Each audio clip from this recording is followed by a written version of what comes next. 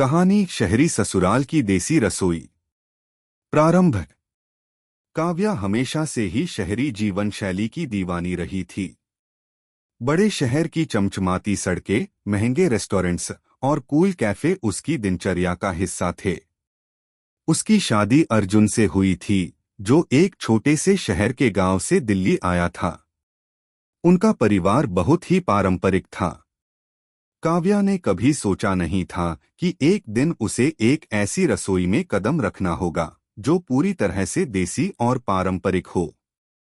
अगर आप अपनी माँ से प्यार करते हो और उनको हमेशा खुश देखना चाहते हो तो चैनल को सब्सक्राइब करो, लाइक करो, जय माता दी कमेंट करो। बहुत ही जल्द आपको खुशखबरी मिलेगी। प्लीज वीडियो को लास्ट तक जरूर देखें। अब आगे सुने।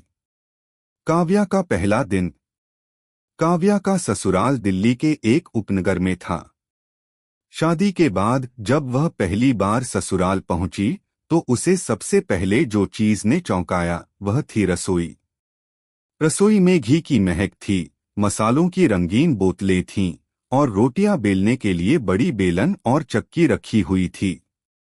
काव्या ने देखा कि ससुराल की महिलाएं घी में खाना बनाती हैं और दिन भर रोटियां बेलती रहती हैं। यह क्या, काव्या ने चुपके से सोचा। यहाँ तो जैसे कोई शहरी जीवन नहीं है, बस एक देसी पद्धति है। काव्या की माँ ने उसे हमेशा यह सिखाया था कि रसोई का काम आसान नहीं होता, लेकिन शहरी जीवन ने उसे कभी इसके महत्व का एहसास नहीं होने दिया। काव्या को लगने लगा कि ससुराल की रसोई में उसकी जगह नहीं है। उसने अपने दिमाग में एक सवाल पूछा, क्या वह इस नई दुनिया में खुद को समाहित कर पाएगी। रसोई में पहली बार अर्जुन की मां ने काव्या से कहा, बिटिया तुम हमें रोटियां बनाकर दिखाओ। काव्या को ये सुनकर थोड़ा डर लगा। वह बहुत अच्छे से जानती थी कि रोटियां बनाना आसान नहीं है, खासकर उन बेलन से जो उसके लिए बिल्कुल नए थे। काव्या ने रोटियां बनाने का प्रयास किया, लेकिन हर बार वह पतली या मोटी बन जाती। एक बार तो रोटियां जल भी गईं। सब हंसी में पड़ गए।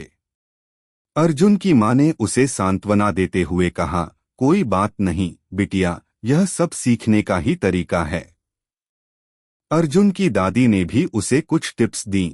यह घी, मसाले और आटा सब कुछ ठीक से माप कर लिया करो। जब रोटियां सही बन जाएंगी तब तुम समझ पाओगी कि इसका स्वाद क्या होता है। काव्या को यह बहुत अजीब लगा, लेकिन उसने कोशिश जारी रखी। समय के साथ उसे यह सब आसान लगने लगा। धीरे धीरे उसने शहरी रेसिपीज को छोड़कर देसी मसाले और पारंपरिक तरीके से खाना बनाना शुरू कर दिया।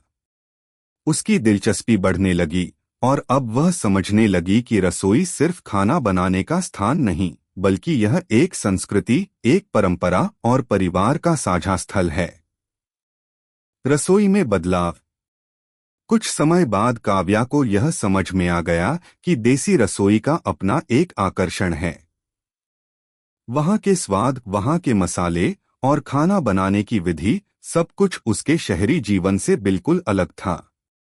अब काव्या को महसूस होने लगा कि शहरी रसोई और देसी रसोई में एक बड़ा फर्क होता है।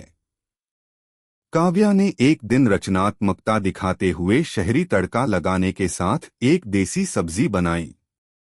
उसका दिल चाहता था कि वह शहरी और देसी जीवन का मिलाजुला रूप पेश करे, जिससे दोनों संस्कृतियां एक दूसरे से जुड़ सकें।